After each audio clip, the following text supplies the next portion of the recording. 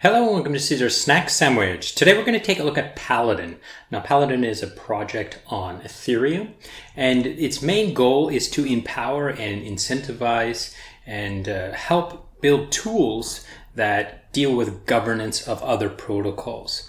So they've built a couple tools here, the Paladin and the Warden, that are two tools that help you to interact with the governance factors of other protocols such as Curve, AAVE, Compound, and so forth. So you can go into these, you can check them out. They're a little bit, the learning curve's a little bit hard, but you've got to go inside, check it out, and you can basically you can borrow voting power and so forth, and all kinds of things like this. So I'm going to go over to a flowchart and explain that to you there. But before I do, I do want to mention that the docs is it's very interesting. Like, it's a little bit hard to understand. However, they do something that a lot of docs don't do, and that is they actually go through the contracts and explain what every function in the contracts do. So then you can use the contracts to do things to some extent. And I find this to be interesting. A lot of docs don't do this. They don't go through and say, oh, here are all the functions that you can call on this contract, and basically what they do with, in plain English. Anyhow, I found that to be interesting. Let's go over to the flowchart and talk about what do these two projects do, this Warden and this Paladin. Okay, so let's go there now. Okay, so here we have Dollar Bill and his brother Boosted Bill, okay? And today I'm going to talk first about the Warden. Now, what does the Warden do? The Warden is the protocol that interacts with Curve Finance. So we have Dollar Bill here. Dollar Bill has the VE token, the Curve, so that means he's locked his CRV for 1, 2, 3, 4 years or however long, and he's got a bag of these, basically assigned to his wallet. Now, with these tokens, he has several benefits. One is he can vote on the gauges, he can vote on the DAO, and he gets boosts on his LP emission rewards, and he also gets trading fees.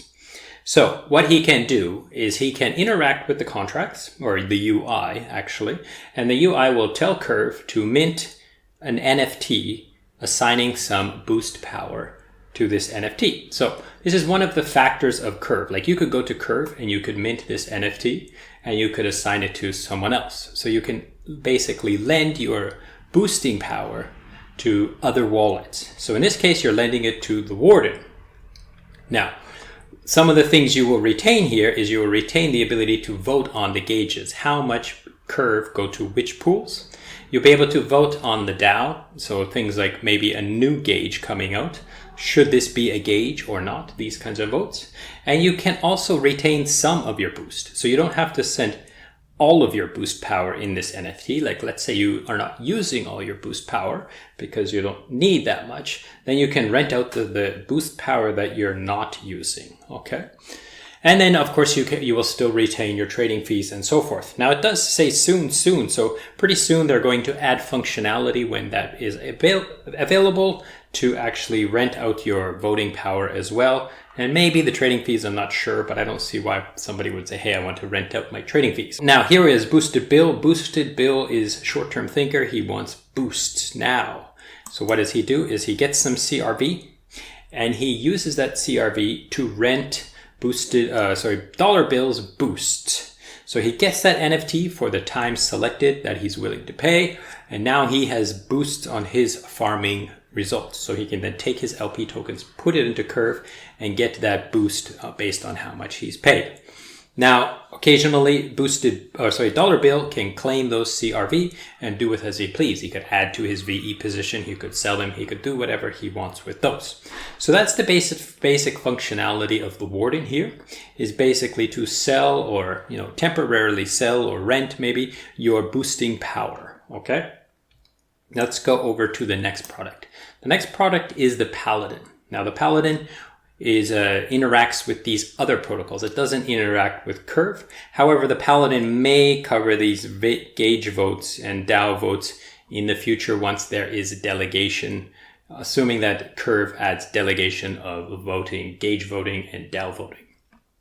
So currently, the Paladin, you can choose to deal with AAVE, Compound, Idle Finance, or Uniswap. So now with AAVE, you can stake either AAVE or staked AAVE into the Paladin. So this is an actual token transfer. You send your tokens into Paladin, and then the Paladin will give you back a share token that's equal to your position inside there in the pool. So if you send in 100 AAVE tokens, you may get 99 of these or 98 of these. As these go up in value, then you need to send more to get in it. But when you cash them in, you will get back all of your tokens plus any kind of compounding that may happen. Now, where does the compounding happen? Is here. Currently, if you send in staked AAVE, then the Paladin can claim your AAVE tokens for you and compound them to more staked AAVE for you. So that increases the value of this token here. So this is kind of like an auto compounder feature for staked AAVE alone, but not for these other tokens. I don't think so. But maybe in the future, they may have options as well. Now, why would you, this is not the sole feature, this is not the main idea of Paladin. The main idea of Paladin is to rent out your voting power, okay? Because you hold these tokens, like this staked AAVE or this AAVE, then you can vote on proposals on AAVE.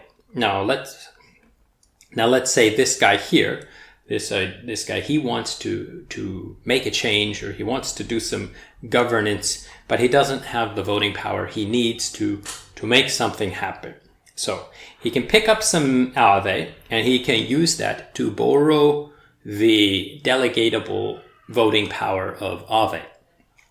So obviously he's going to pay less than what he would get just simply by holding these tokens or short-term staking them, right? But he would pay in AAVE and he would get some voting power in return. But how much does it cost? They have a pretty interesting mechanism here. And they have obviously first the utilization rate.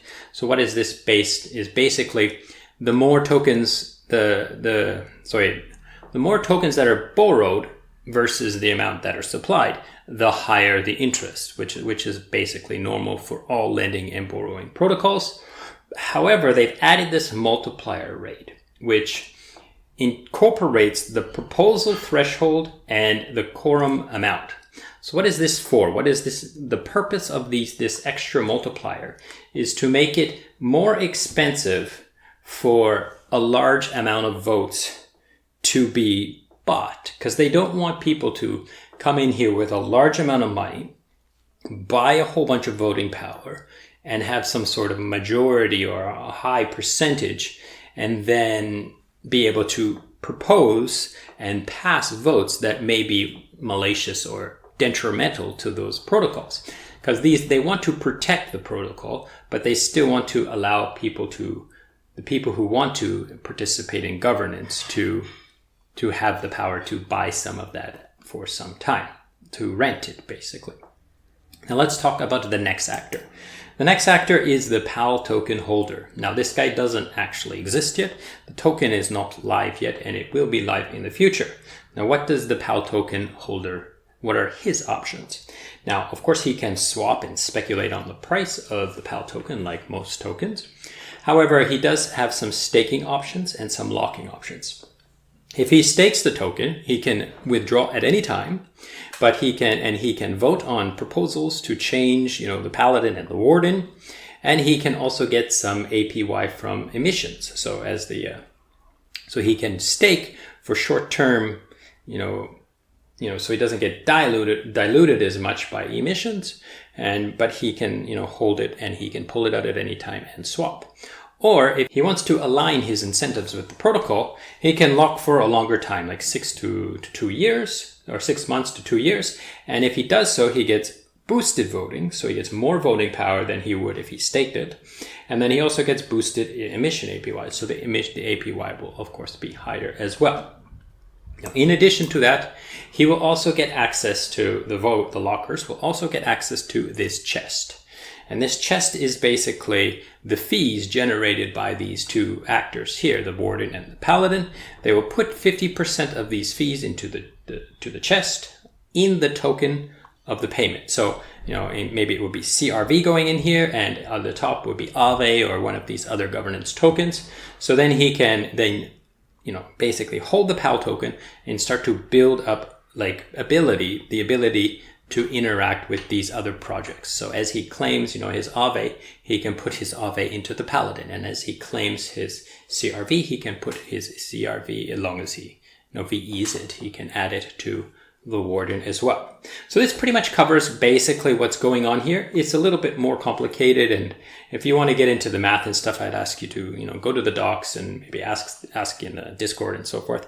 But this will give you a pretty good idea of what's going on in this protocol. I think it's pretty interesting, and I like that, they are trying their best to incentivize and build tools to help people govern, because a lot of people don't want to participate in governance, but to just give away your voting power because you don't want to participate in governance might not be the best choice either. I think it's better to rent it out and make a smaller amount than to sell it or to give it away because you want liquidity or optionality. Okay, so that pretty much covers this. Thank you so much for watching, and goodbye.